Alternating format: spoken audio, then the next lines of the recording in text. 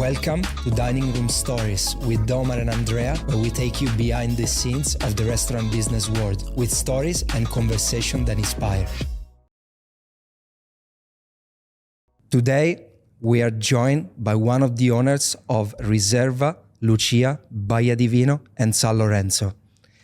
With over 25 years of experience, his passion for service has made him a standout in the hospitality industry. We are super excited to have Frank Ciorciari to Dining Room Stories. Welcome, Frank. Thank you very much. Thank you for the introduction. Very nice. Yeah. Ciao, Frank. Ciao. Great to have you there. Thank you. Good. How do you feel today? Beautiful. Melbourne's, the sun's out in Melbourne. Yeah. I love Melbourne on a sunny day. No better city in the world. Yeah, I was abroad for a few months. I just got back here today. I love this city so much, and I'm so excited to have you here today. Thank you. Thank you for having me. Yeah. Frank, can you tell us about your story and your first experience in the hospitality industry? Yes, my first experience was a small little restaurant out in Glen Waverley, which was called Fideli's. So I think it still may even be still open. But I started there as a 17-year-old, just behind the bar polishing glasses. I used to work every Thursday night after school, and that was my first introduction into the world of hospitality. You have an Italian family, an Italian background, right? Of course. How did your background made you follow the food and service career? I think, we share a similar background. So for me, hospitality was always at home. My parents used to entertain a lot. We never went to restaurants growing up to a degree. We sort of always had people over, family over at our house. So, the home was always a restaurant to a degree. Yeah, it's amazing. Like, for example, when I moved to Australia at the beginning, it was really interesting to see, for example, the meatball pasta or something that comes from the nonna, right? Correct. Yeah. Correct. And we just used to, entertain at home. So maybe my first experience in hospitality was actually at home because I had to go to the garage to get some beers or help my mum prepare, or, we always used to do things at home, all our birthdays, religious sacraments like confirmation. And that's how I grew up, and I wouldn't change it for the world. That's cool. So they asked you to buy beers when you were a kid? Not buy beers, go to the garage fridge. Okay. That's my dad instructed me to go get some drinks. Yeah, no, I'm just joking. But that was every kid, every Italian had a fridge in the garage. Yeah, but same thing, when I was 7, 8, I don't know you, but my father was giving me a little bit of wine in Italy with the water. Because everyone was cheering. And so it's you don't want to feel left alone. But the Australian culture around drink is slightly different, I would say. I think in Italy it's normal to have a glass of wine. Even when you are a kid, obviously, a small sip of wine, not a glass. I think Australia's still a little bit behind in that, but there's no right or wrong answer. Yeah, but, it's just to feel part of the, when you're cheering, right? There was the whole thing, why everyone's doing not us, and then maybe a little bit of sweet wine. But I understand, it's just a different thing, right? Different culture. Different culture, yeah. But also similar, right? Because we're all Italians, right? Well, how do you feel about that? I reckon I've embraced my culture later on in life. So I feel like that's, now owning predominantly European, Italian restaurants, I've really embraced the culture that I've been very fortunate to grow up in, and I probably didn't appreciate, growing up with what my parents did back then. But now, even when my parents drop off, a garden full or a bag full of the homegrown vegetables, you can't beat that taste. You can't beat that flavor. Yeah. You can't buy that. Yeah, the 0 kilometer culture, in general in Italy, was always we had a veggie garden, right? And the nonna was making that, and then it was fresh products, and now it's all the organic stuff. It's beautiful, but it's all part of the culture, right? It is. It's all cultural. So I think I've really, later on in life, and now that I've got my own family, you sort of embrace it. It's hard for us to replicate that, obviously, because it's a different world. It's a different world. We live in different, locations and different, different accommodations, I should say. But definitely embrace it now more But than ever. believe we can relate. You know, when you're young, you're always trying to reject a little bit what your parents do, and when you become a little bit older, you know, you becomes feel cool like, again. Absolutely, It becomes cool again. It becomes cool again. Frank, was there a specific mentor in your career that made you love and the restaurant industry? I can't say I had a specific mentor. I feel my two longest business partners, obviously not only some of my best friends, but I feel like they're my mentors and my inspiration every day. Elvis and Peter. Yeah, Elvis and Peter Ciorciari. You know, just working together for so long, and probably these days, as we've got more venues, we don't work as much together. But just their approach to hospitality, customer relations, being the best that they can be for themselves and the business is probably been my greatest mentorship or inspiration, if you want to put it that way too. Yeah, that's cool. Like, so you got a lot of experience in actually welcoming people to the venues, right? So do you like that kind of like side of things? Yeah, I feel, I always tell our staff that the restaurant should be the extension of the home. So, I mean, we talk about, you know, your families, and if you welcome people to your home, you know, you greet them, you bring them in, you offer them a drink, you might make them some food. We just do that on a commercial scale. Yeah. Being consistent, being upbeat, being happy, that's the hard part. But we all sort of do hospitality at home. Yeah. If I that like makes sense. Yeah, I personally love your restaurants because you know you have that old school approach that is missing in today's world, especially, you know, in today's world we are missing a little bit of sense of community, of having fun, of relating to people. While you've been true to yourselves, and you know you still have that approach, that hospitality, that service, making people feel special. I think it probably comes from our passion for the industry and our passion for our businesses. I mean, we're probably not we're probably old school in the fact that we still work in our businesses, and that's something that we actually are very proud of. That you know, after this podcast, I'm going to do lunch service on a Friday, but I'm happy with that. There's no other place that I'd rather be, and that being on the dining room floor, looking after my customers. Yeah. And that's why you've been very successful, and you still are, and it shows in your businesses. Thank you. In all your venues. Yeah. So just talking about that, I think like with Omar, with you, we're talking a lot about the experience in a restaurant that comes from how the customer feel when they get into the venue, how they've been welcomed. And so what do you think, Frank, about this kind of concept? Like, because you got multiple venues, you try to experiment like this kind of, how do you tested this over the years? What works, what not? I think I mean, you go through different models, business models, but I think the one that we stay true to is very, very simple. And that's just welcome people. Obviously, the food's got to be of a certain standard and quality, your drinks lists, you know, your overall aesthetics, but it comes down to simple customer service. And I feel like that's what we strive for, and that's what we pride ourselves on, that, you know, exceeding customer expectations and giving them exceptional customer service. Yeah, that's great. And because you're talking about that, how do you maintain quality of, you know, the food in today's, like, you know, rising prices where like everything's like getting more expensive? How do you actually balance this out?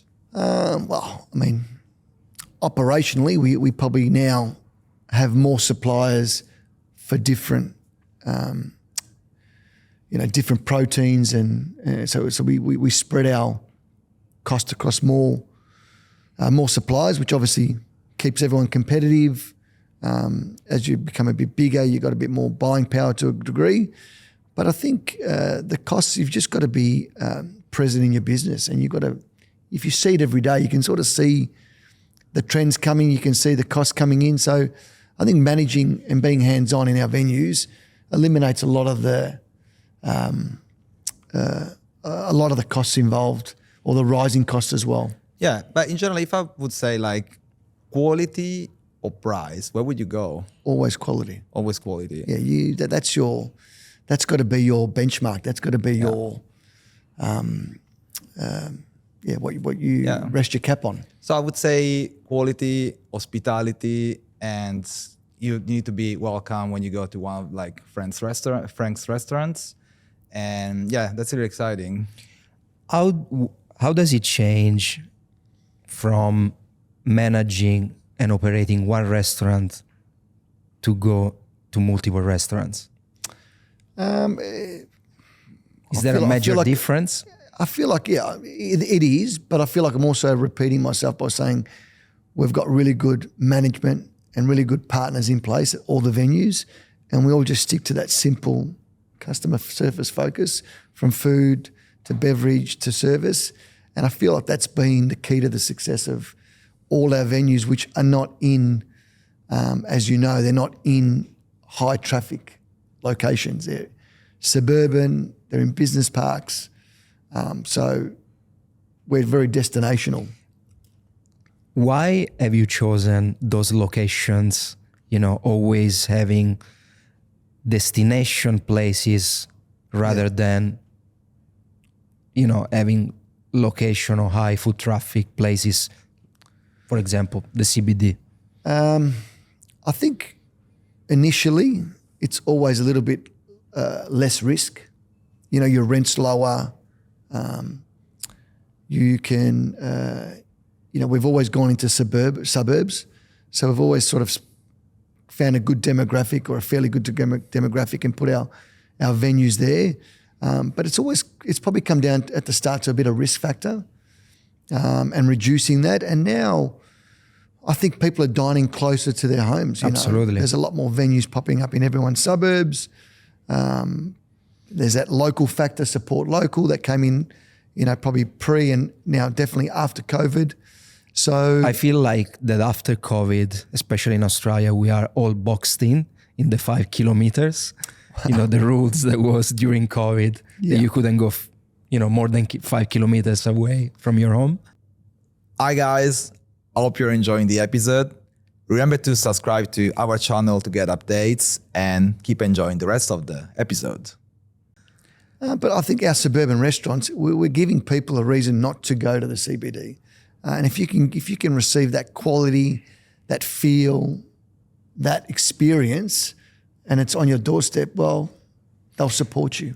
The suburbs are becoming really, really competitive, beautiful restaurants. Yeah. And also there is a factor of, if you're driving to the city, everything is expensive. You need to take into consideration parking, price of the meal, traffic, you're wasting a lot of time. So yeah, and also if you drive, you can have more than 1 or 2 glasses, right? It's also like, or you can pay for an Uber. But, you can pay for an Uber, but they add to the cost. But the same thing was like, Frank, we were talking before, it's like a lot of people now order just a glass of wine instead of bottles. So has it been changing in the past year or two? I think that's just maybe like a little trend that we've seen the last, 12 months. I think cost of living, factors. People still want to go out for that dining experience. They're just, limiting, or they're coming out with a budget, or maybe people are more health conscious. They want to drink less and they're having by the glass instead of a bottle.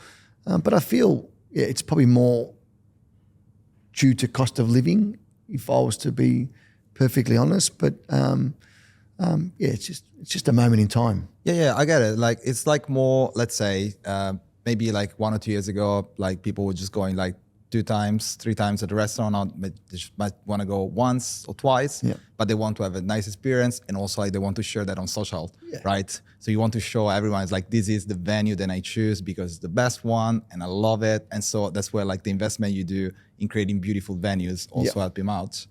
I saw like you like doing videos sometimes and stuff. What's your relationship with social media? It's very much that's a good question. It's very much I just try things. I'm not very social media savvy. But you're pretty good. Like, I mean, check it out. Like, you feel pretty confident in front of the camera. I guess I am. But it's more, I think, via COVID, you just have to put yourself out there to get your business. People supporting your business, and now we just do it. We do it more for fun. But yeah, I'm not afraid to put myself in front of the camera. Happy to make a fool out of myself sometimes. I think my staff enjoy it more than anyone. But give it a go. But it's like, so are you getting a little bit more comfy, like with down Would you believe that most of those videos are sort of one take? Oh, yeah. I just sort of do, however it comes, it comes. It's sort of, Yeah, I like that. give it a go. Yeah, because I saw like, for example, like the video with oysters and stuff. Like, so Yeah. are you like really conservative in like wine, when you choose wine, for example, like fish with like white wine, meat with red wine, or you're more flexible around that? I'm very flexible. I mean, Omar, you know the restaurant floor. There's no rules. If people want a glass of red wine with a piece of fish, who am I to say they can't have that? But there's obviously food and wine matches that, that go, but So you're for the Hawaiian pizza, right? So you're gonna put pineapple on the pizza. I love a good Hawaiian. I think that's unusual for an No, an I think Italian. but I'm an Aussie Italian. I think that's. I'm a big fan of pineapple on pizza. I don't mind that. Yeah. I was like, a lot of like glaze lately. For example, you don't even do pizza. Like, it's like, for example, like I love pizza, and the glaze of this like sweet sour like is changing a bit, right? I think it's like the market required that. Like with the Italian side, it's a little bit more conservative in that sense, I think with social No pineapple on media, everybody's breaking the rules. There's no, like, tradition was once a form of innovation. Yeah, People don't understand that. But when you innovate and becomes like this for a long time, it becomes tradition. Yeah. So what are the two words? Don't And get now me you're wrong. seeing also in Italy big Napolitan pizza chefs like Sorbillo that he put pineapple on pizza, Yeah, because it makes money. and all the Napolitan and Italian crowd freaked out. But from a marketing point of view, that was genius. Yeah, I get it. Like it's the same thing. Like I love how the Italian cuisine is evolving in different places of the world. Like you have like now restaurants in New York, they actually have their own style, and I love Melbourne because of like the scene. And I think there's space and for new like plates and stuff. And I love when actually someone is able to push a little bit the line and say, oh, yeah, let's try something different, and you might like it. And the question is this still Italian or not? Well, I think you guys both have answered the question. Obviously social media gives you access to see what everyone's doing overseas, but all different interpretations, and there's no right or wrong. I feel it's all just, food's evolving. Do you prefer Italian pizza to an Australian pizza? I don't like the Aussie pizza, like the classic one in the tray. Like it's like they didn't even rest the dough for like 48 hours. Like 48, 70, for example. Like it's. But I feel there's a place for both. All right. So the Italian pizza, it's light, it's beautiful, it's crispy. But if you've had a few drinks All right. and you're hungover, the Australian pizza is better than the Italian one. Aussie pizza or Domino's? Nah, like an Aussie, we call it like a dirty slice, like a dirty pizza. Dirty. I like that. I don't think the new I generation. like a dirty pizza. Dirty pizza after a few drinks, right? That's it. That's how it is. Like, That's the one. There's a place for both. Yeah. I don't think the new generation cares much about, the standards that we had before, like no parmesan on seafood or white with fish or red with meat. Like, the world is evolving. We all want to explore and try something different. And That's probably the only one. Like parmesan on seafood, I just can't. Yeah, like, I mean, That one I can't. I can't swallow that one. I was actually. That's probably my pet hate. Yeah, I was traveling. So when I was like in Colombia, like now recently, so I went to this Italian place, and he actually it was a seafood pasta, and he put the cheese on top. I was like, man, like we don't put cheese on top. He's like, but it's Parmesan. So in his mind, it's like it's Parmesan, so it's good cheese, so you should have it. And I was like, yeah, whatever, I'm gonna have it. And then the American style is more like they love a lot of like sauce. Yeah. Even odds like you like mainly like a lot of. Yeah. Because in Italy it's a little bit less. For example, fish pasta will be like really light, But yeah, like even my uncle, he just love it. It's like a lot because un po' di puccetta with the bread. Look, I would say the difference between Australian and Italian cuisine in the countries is purely produce. Okay. In Italy they can just the seafood, there's just a completely different level of flavour. So they can use restraint in the ingredients. they can do less and still extract that flavour. I feel in Australia, we need to add a little bit of sauce, a little bit of fish stock, just to give it that extra body and flavour. You are spot on, Frank, on this. But also, like, people want to see stuff in the plate. If there's not enough stuff, I actually agree with Frank, because, in Italy you can have, like, Italian cuisine is very simple, 2-3 ingredients, that's it. So the focus is on the produce. Yep. And it taste is amazing because of where Italy is. You got the winds in the middle of the Mediterranean, sun, an amazing climate. While Australia, the produce, it doesn't taste so good. So you need a little bit of push with sauces. And in fact, I need to be honest, even the Australian palate, when something is too plain, doesn't like it. Yeah. So you always need to add a little bit of sauce. If you see those restaurants, the modern Australian cuisine, like, the difference is the sauce. Yeah. Yeah, I agree with that. And So that's interesting. Like, also you need, I think the taste is a little bit like more, it's sweeter. Like, people like a little bit more sweeter. We like a little bit more bitter taste, but it's a tiny difference, right? Yeah. They're better. Like, for example, like, let's say, what is like a plate or something that you think is a fusion or something that you actually created with one of your venues and people like it?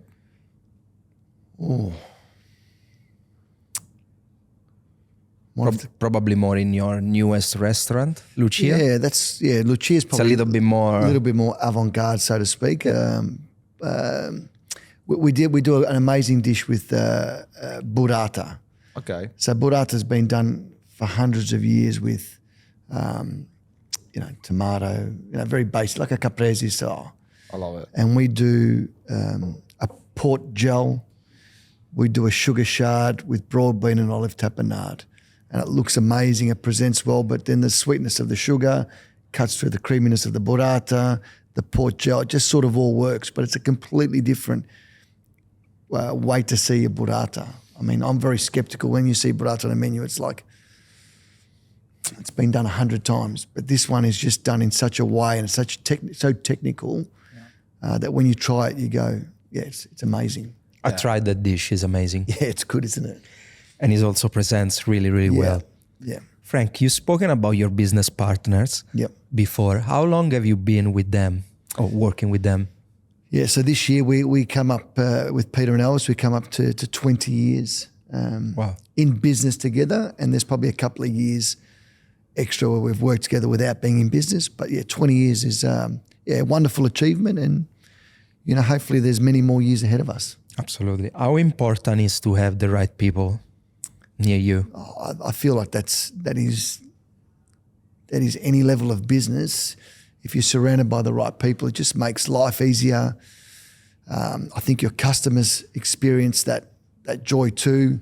But your core partners or your core managers or your core staff, they are the extension of you. And without them, you can't do what we do. Have you ever had partnerships that didn't work out? Yeah. And what did you learn from it? I've had a few that haven't worked out. But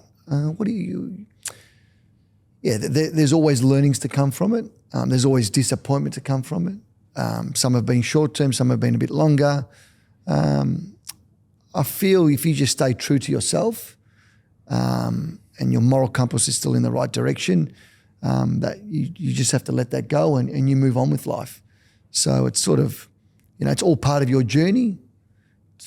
People come and go, but I feel if you just stay true to yourself, then the rest takes care of itself too. Is there any piece of advice that you could give us on how to handle disagreements with partners? I would say the biggest key to partnership is communication. Open communication throughout the whole time. It's very much like a marriage. You just got to keep communicating. If someone's not feeling what they're feeling or they're feeling something that they want to express, they've got to express it. And so it can't be taken as, it can't be taken the wrong way. It's just got to be taken in the right way, in the right context. We all still enjoy each other's company. We all still want to work together, but sometimes there's hard conversations that need to be had, And then there's, you know, the beauty about partnerships too. You get to share your success with other people. And that's, for me, that's the best part of it. Yeah. You know. That's really cool. Like, so sharing success, but also sharing the work, right? Of course. Yeah. So it's like, that's a little bit more technical, but do you like a 50% partnership or splitting everything, or do you prefer like different ways of organizing business? Yeah, we've got a very, very different partnership structure, but there is multiple partners in our venues. And, you know, up until this point, it all works well because we all work in our restaurants. So our chefs, our front of house, we all are actively on the floor or working a working week. But it also allows you the time to go away, spend time with your family, enjoy your holidays, do other things and know that someone's got your back and someone's taking care of it. Yeah. And you've got eyes and ears in multiple locations. So it's like work-life balance, right? So that helps you out. Everyone works, but also help you out to actually get a little bit of flexibility when you need, right? It's amazing. A work-life balance. Yeah, I Frank, think I like it. How do you keep young people with you from many years? For example, you know, we are seeing it in our business that after 10 years, you know, we started when we were 30 years old. Yeah. Now we are 40 years old.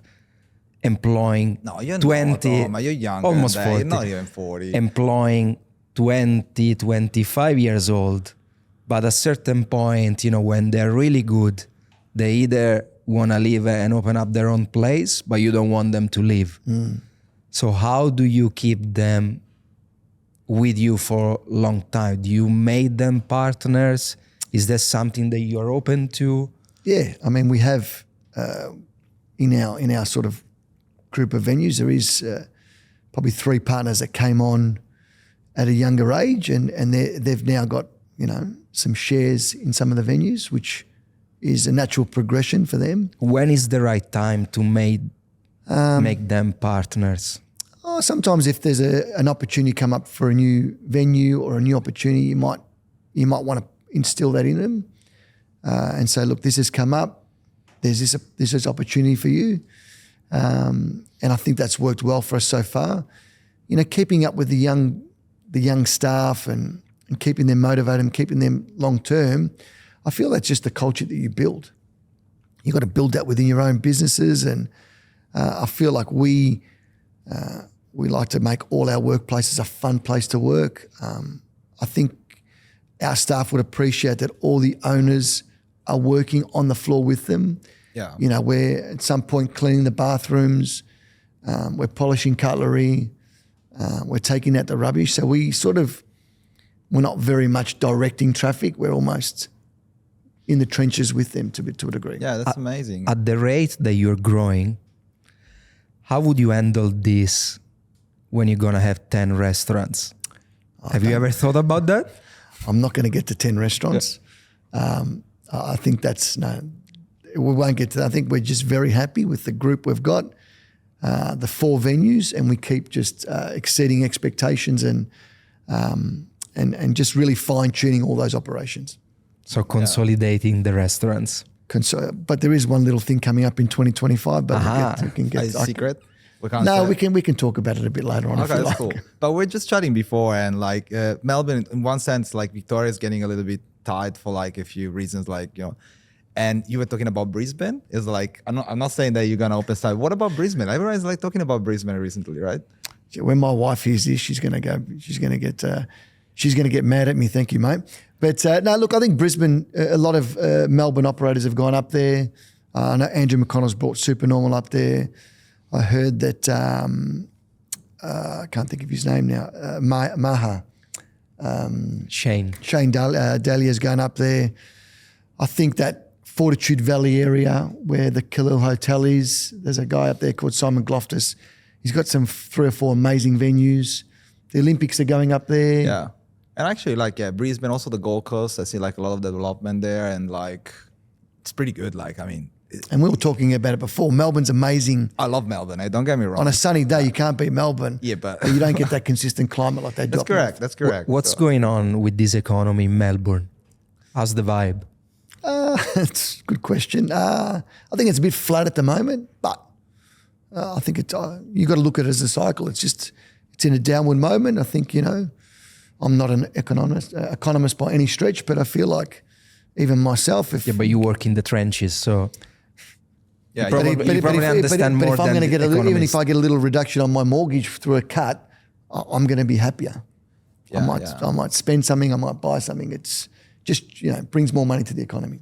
Yeah, so hopefully the interest rate are just gonna like drop a bit, and so everyone can breathe a little bit more, right? We can That's the have whole thing. But I feel positive. I feel like this year, it's also January, so it's a good time to be positive. So things are gonna get better. Yeah. And so I think we passed, hopefully, the hardest year. But we can only control what we control, and that's, That's right. That's all we can do. And so like going back to, so we've been talking about like working culture, Yep. working balance, and like you got business partners. So what would you recommend, like let's say to a young restaurant owner, they're starting their journey, what would you tell them to do? Recommendation, tips? I would definitely say if you're a front of house person, you need to align yourself with a chef. Okay. I feel those two, the back of house and front of house, they need to work simultaneously.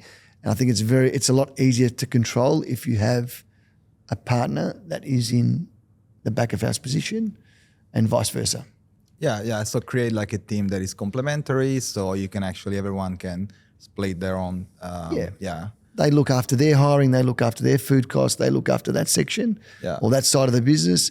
And then, obviously you would do the other side, but then complementary is the word, just complement each other. But do you like numbers? Because I mean, Omar, you like numbers, Omar, right? I know, Omar, He's just like Omar loves numbers. Yeah, that's right. Are you like, what do you like more like that feel like talking to people? I can't say that I probably should look at my numbers more. No, I'm not judging, eh? No, I'm not. take it Yeah, easy. I'm just saying everyone loves numbers, especially if they're high, but I feel it's the experience and doing the right thing day in, day out.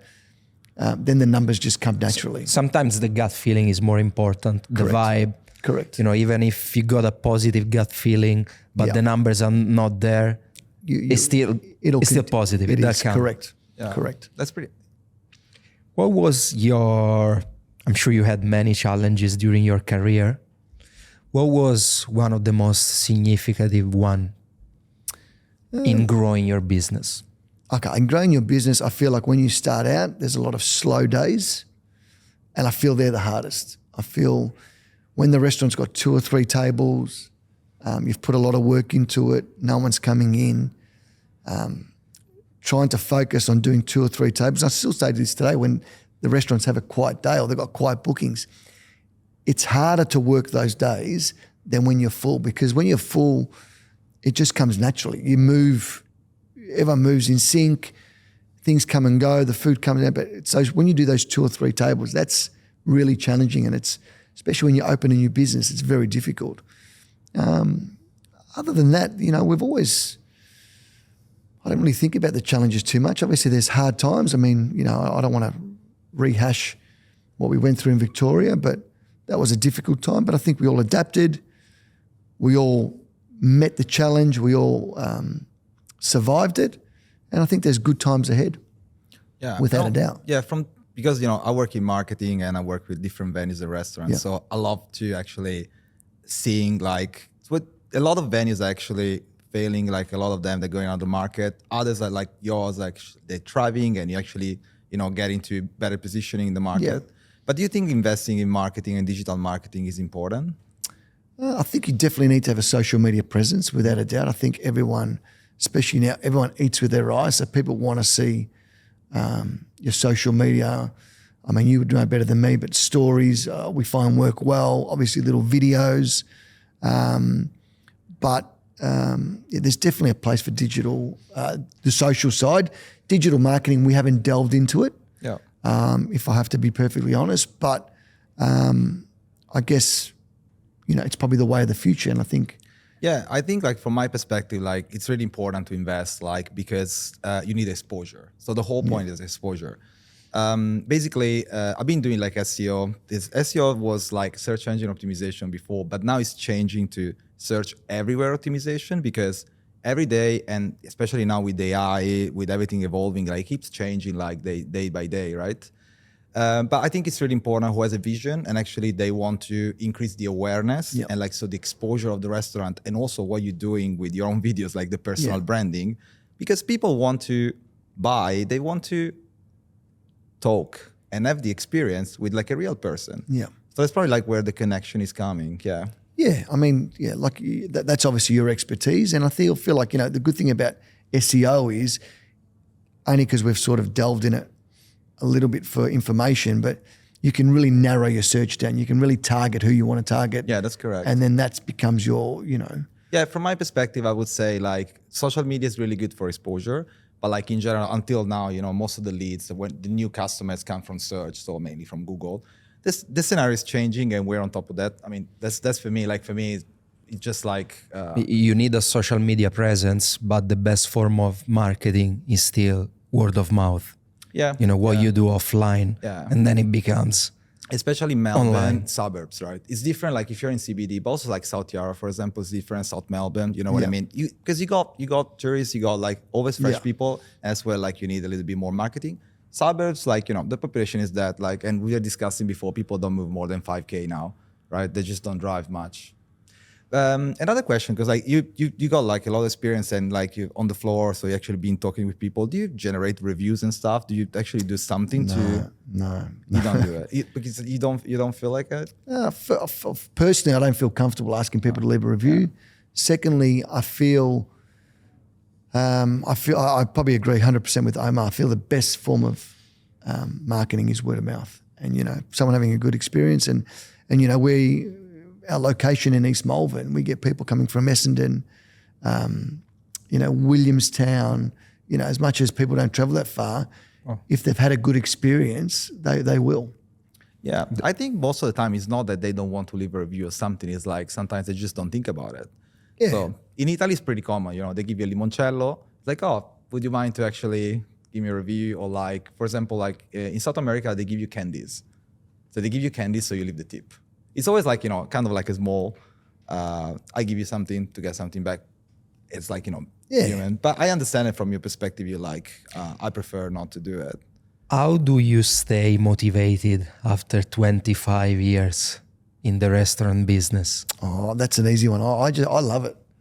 I love what I do. I love my restaurants. I love my staff. I love my customers.